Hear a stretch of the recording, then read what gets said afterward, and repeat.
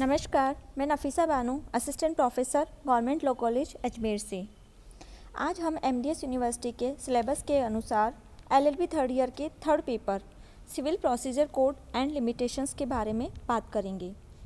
पिछले लेक्चर्स में हम सीपीसी के general introduction and definition close में कुछ इम्पोर्टेंट डेफिनेशंस पर डिस्कशन कर चुके हैं। हमारा आज का टॉपिक है जुरिस्डिक्शन ऑफ सिविल कोर्ट्स, अर्थात दीवानी न्यायालयों की अधिकारिता या क्षेत्राधिकार। दीवानी न्यायालयों के क्षेत्राधिकार पर बात करने से पहले हमें जुरिस्डिक्शन अर्थात क्षेत्राधिकार का मतलब समझना होगा। न्यायालय के क्षेत्राधिकार से तात्पर्य है न्यायालय के किसी मामले या विवाद को सुनने और उसे निर्धारित करने की शक्ति अथवा अधिकार। यह किसी वाद अर्थात सूट, एक्शन, पिटीशन या अदर प्रोसीडिंग्स को एंटरटेन करने, डील करने और निर्णित करने की न्यायालय की शक्ति है। दूसरे शब्दों में, न्यायालय के समक्ष विवादित मामलों को निर्णित करने या उसके समक्ष प्रस्तुत किए गए मामलों पर औपचारिक रूप से संज्ञान लेने की प्राधिकारिता या अधिकार है। चूँकि वाद कई प्रकार के होते हैं, इन सभी वादों को एक ही न्यायालय नहीं सुन सकता। इसीलिए सुविधा की दृष्टि से मोटे तौर पर न्यायालय के क्षेत्राधिकार को 4 श्रेणियों में विभाजित किया गया है। First one is jurisdiction as to subject matter, अर्थात विषय वस्तु संबंधी क्षेत्राधिकार। सेकंड, लोकल और टेरिटोरियल जुरिस्डिक्शन, अर्थात स्थानीय या प्रादेशिक या क्षेत्रीय क्षेत्राधिकार। थर्ड, आर्थिक पेक्यूनरी जुरिस्डिक्शन, अर्थात आर्थिक क्षेत्राधिकार। एवं fourth, original and appellate jurisdiction, अर्थात आरंभिक एवं अपीलीय क्षेत्राधिकार। सबसे पहले हम बात करते हैं विषय वस्तु संबंधी क्षेत्राधिकार की। तो न्यायालय का क्षेत्राधिकार सर्वप्रथम वाद की प्रकृति एवं विषय वस्तु के आधार पर निर्धारित किया जाता है। अर्थात यदि मामला सिविल नेचर का है तो सिविल कोर्ट को, क्रिमिनल नेचर का है तो क्रिमिनल कोर्ट्स को क्षेत्राधिकार होता है। सिविल कोर्ट्स का क्षेत्राधिकार भी वाद की विषय वस्तु के आधार पर निर्धारित किया जाता है। जैसे कि स्मॉल कॉजेस कोर्ट यानी कि लघुवाद न्यायालयों को निश्चित एवं छोटे वादों जैसे कि प्रोनोट अर्थात वचन पत्र के आधार पर ऋण संबंधी वादों के परीक्षण का अधिकार है। इसी प्रकार विल अर्थात वसीयत से संबंधित मामले, तलाक, गार्जियनशिप एवं इंसॉल्वेंसी अर्थात दिवालिया से संबंधित मामलों को सुनने का अधिकार डिस्ट्रिक्ट कोर्ट्स को है तथा विवाह से संबंधित मामले फैमिली कोर्ट्स के द्वारा सुने जाते हैं। अगर हम बात करें स्थानीय या प्रादेशिक क्षेत्राधिकार की अर्थात टेरिटोरियल या लोकल जुरिस्डिक्शन की, तो राज्य सरकार न्यायालयों का प्रादेशिक क्षेत्राधिकार तय करती है और ऐसी परिसीमा में उस न्यायालय का क्षेत्राधिकार होता है। जिला न्यायालय अर्थात डिस्ट्रिक्ट कोर्ट का क्षेत्राधिकार संबंधी जिले के संपूर्ण परिक्षेत्र में आता है।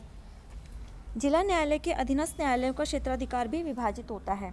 जैसे कि एक जिला न्यायालय के अधीन 4 सिविल न्यायाधीश कनिष्ठ खंड हैं, तो जिले का संपूर्ण क्षेत्र इन चारों सिविल न्यायालयों में विभाजित होता है।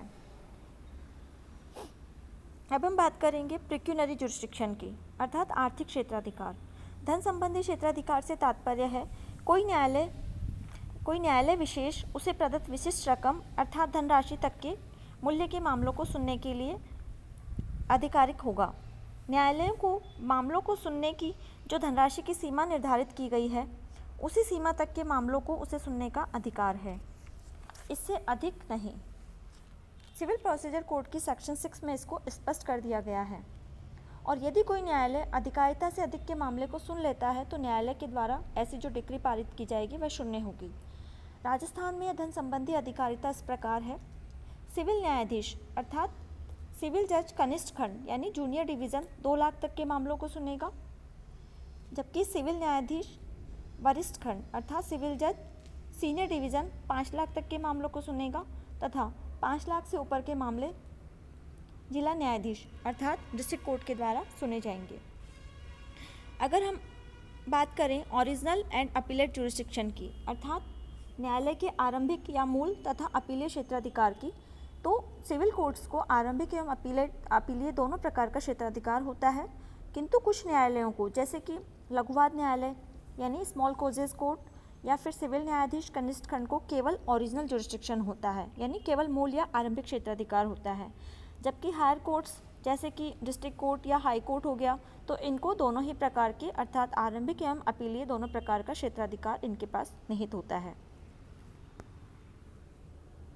ये तो बात हुई काइंड्स ऑफ जुरिस्डिक्शन की, अर्थात न्यायालय के क्षेत्राधिकार की।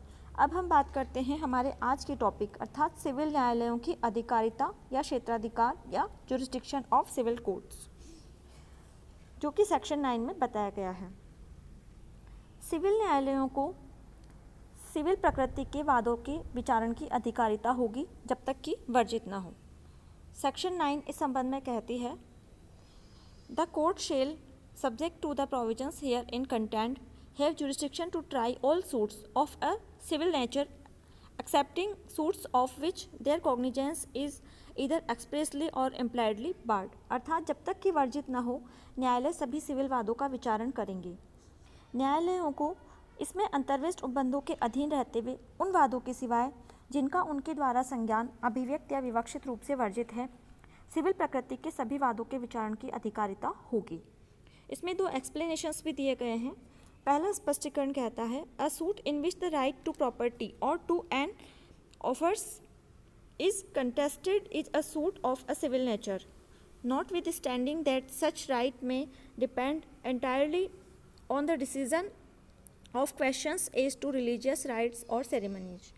अर्थात वह वाद जिसमें संपत्ति संबंधी या पद संबंधी अधिकार प्रतिवादित है, इस बात के होते हुए भी कि ऐसा अधिकार धार्मिक कृत्यों या कर्मों संबंधी प्रश्नों के विनिश्चय पर पूर्ण रूप से अवलंबित है, सिविल प्रकृति का वाद है।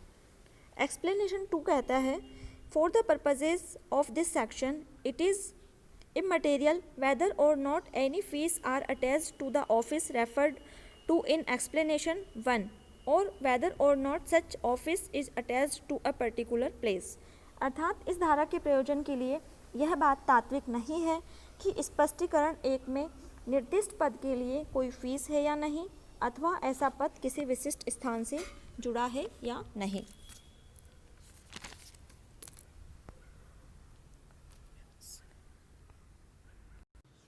धारा 9 के प्रावधानों से यह स्पष्ट है कि सिविल न्यायालय सभी प्रकार के सिविल प्रकृति के वादों का विचारण करेंगे। अर्थात एक सिविल न्यायालय के द्वारा किसी वाद का विचारण किए जाने की दो शर्तें हैं। First one is the suit must be of a civil nature, अर्थात वाद का सिविल प्रकृति का होना जरूरी है। And second one is the cognizance of such a suit should not have been expressly और इम्प्लाइडली बार्ड, अर्थात ऐसे वाद का संज्ञान अभिव्यक्त या विवक्षित रूप से वर्जित नहीं होना चाहिए। अगर हम पहली कंडीशन की बात करें, अर्थात सूट ऑफ सिविल नेचर, यानी कि जो वाद है वह सिविल प्रकृति का होना जरूरी है, तो हमें देखना होगा कि सूट ऑफ सिविल नेचर अर्थात सिविल प्रकृति का वाद क्या है, कैसा होता है। तो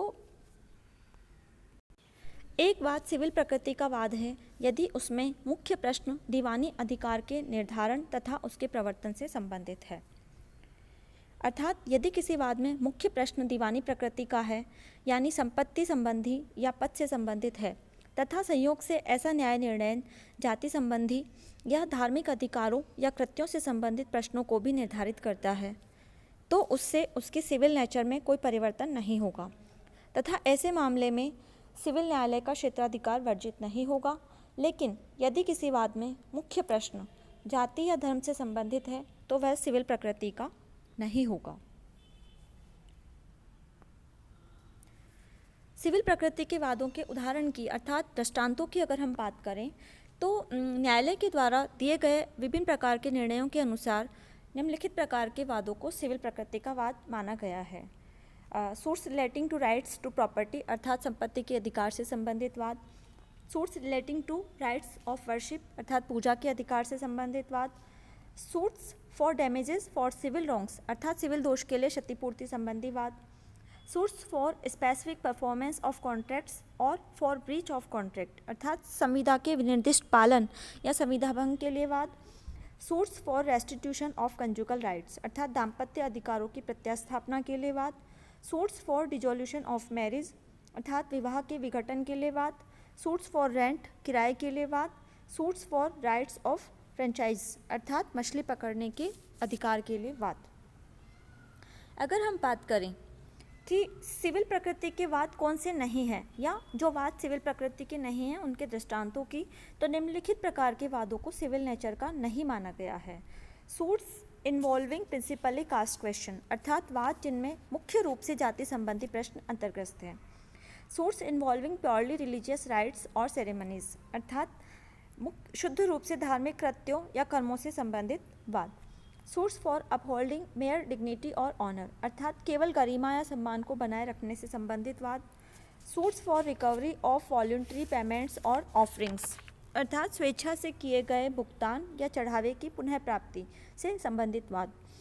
suits against expulsion from cast अर्थात जाति से निष्कासित किए जाने से संबंधित वाद। अब हम बात करेंगे सिविल न्यायालय के द्वारा किसी वाद का विचारण किए जाने की दूसरी कंडीशन की अर्थात कॉग्निजेंस नॉट बार्ड, यानी कि अगर किसी litigant having a grievance of a civil nature has a right to institute a civil suit unless its cognizance is barred इधर एक्सप्रेसली और इम्प्लाइडली अर्थात यदि किसी विवादी के पास मतलब किसी व्यक्ति के पास सिविल नेचर की कोई कंप्लेंट है तो उसे एक सिविल सूट संस्थित करने का राइट होगा जब तक कि उस वाद का संज्ञान या तो अभिव्यक्त रूप से या विवक्षित रूप से वर्जित ना हो। तो यहाँ पे जो किसी वाद का संज्ञान या तो अभिव्यक्त रूप से वर्जित किया गया हो या विवक्षित रूप से वर्जित किया गया हो, तो ऐसी कंडीशन को छोड़कर न्यायालय को सभी प्रकार के सिविल प्रकृति के वादों के विचारण की अधिकारिता होगी। तो सूट्स एक्सप्रेसली बार्ड अर्थात कोई वाद अभिव्यक्त रूप से विवक्षित कब होता है, इसके बारे में अगर हम बात करें तो जब कोई वाद किसी प्रवर्तित लॉ के द्वारा अर्थात इन्फोर्स लॉ के द्वारा या एनेक्टमेंट के द्वारा अगर उसे वर्जित कर दिया गया है, उसका संज्ञान वर्जित कर दिया गया है, तो हम उसे कहेंगे कि इस प्रकार का वाद जो है उसको अभिव्यक्त रूप से वर्जित किया गया है। हालांकि ये वाद सिविल प्रकृति का है, लेकिन इसको स्पष्ट कानून के द्वारा सिविल प्रोसीजर कोड के क्षेत्र से बाहर कर दिया गया है अर्थात इन विशिष्ट विधियों के द्वारा ही ये वाद शासित होते हैं, यानी जो विशेष लॉ बनाया गया है या कानून बनाया गया है और इनका प्रसंज्ञान सिविल कोर्ट नहीं करेंगे।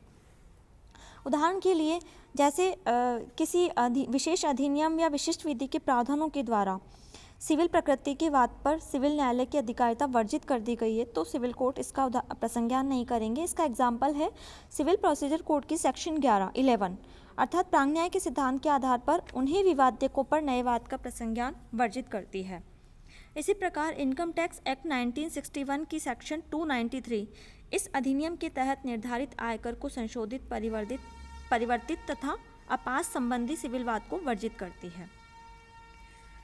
इसी तरह से विशिष्ट न्यायाधिकरण अर्थात जो ट्रिब्यूनल्स बने हुए हैं उनके द्वारा विचारित वाद, यानी जहां किसी विषय पर विचारण करने के लिए अधिनियम या सरकार के द्वारा विशिष्ट अभिकरणों की स्थापना कर दी गई है, वहां उन विषयों पर विचारण करने का अधिकार केवल ऐसे अधिकरणों को होगा, न कि सिविल कोर्ट्स को।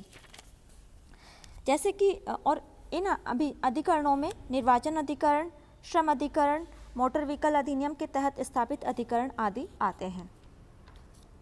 अगर हम बात करें विवक्षित रूप से वर्जित वादों की अर्थात सूट्स इम्प्लाइडली बार्ड, तो एक सिविल न्यायालय सिविल वादों विवक्षित रूप से वर्जन किसी वाद का विवक्षित रूप से वर्जन दो प्रकार से होता है। पहला, विधि के सामान्य सिद्धांत के आधार पर या लोकनीति के आधार पर। विधि के सामान्य सिद्धांत के आधार पर वर्जन में सिविल न्यायालय को राज्य कार्य से संबंधित वाद का प्रसंज्ञान करने का अधिकार नहीं है। राज्य कार्य से तात्पर्य राज्य के ऐसे कृत्य से है जो राज्य के द्वारा उसकी प्रभुत्व संपन्न हैसियत के अंतर्गत किया जाता है या उसके प्रत्यायोजन के अंतर्गत किए जाते हैं। जबकि कुछ सिविल वाद ऐसे होते हैं जिनका वर्जन लोकनीति के आधार पर जिनके क्षेत्राधिकार का वर्जन किया गया है। एक जैसे कि इल्लीगल कॉन्ट्रैक्ट के भंग होने पर क्षतिपूर्ति का वाद लोकनीति के आधार पर बार्ड है। जैसे कि वाद के दौरान एक पक्षकार ने किसी अन्य व्यक्ति से अपने पक्ष में साक्ष्य देने के लिए कुछ धनराशि देने का रिटर्न एग्रीमेंट किया। साक्ष्य देने के उपरांत उस व्यक्ति को उक्त धनराशि प्रदान नहीं की गई। यदि यह राशि ऐसी धनराशि के लिए यदि वह व्यक्ति ऐसी धनराशि के लिए उस लिखित रिटर्न एग्रीमेंट के आधार पर वाद लाता है तो ऐसा वाद पब्लिक पॉलिसी के आधार पर बाढ़ है, क्योंकि यह लिखित करार जो है वह अवैध है। इस प्रकार सिविल कोर्ट्स के क्षेत्राधिकार अर्थात जुरिस्डिक्शन इस टॉपिक के साथ में हमारी सेक्शन 9 कंप्लीट हुई। बाकी बात हम नेक्स्ट लेक्चर में करेंगे।